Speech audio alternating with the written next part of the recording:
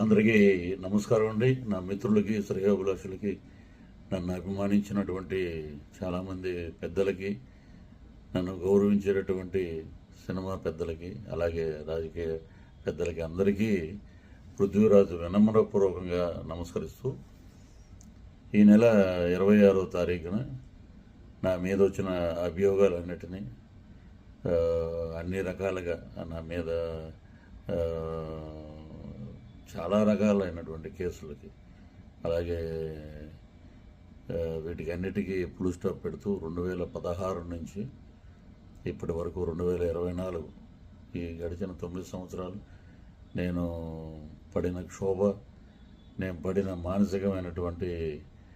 లేదా ఎన్నో నిద్రలేని రాత్రులు గడుపుతూ ఎన్నో రకాల కథనాలు, ఎవరికి వారు ఇష్టం వచ్చినట్టు కథనాలు రాయటం,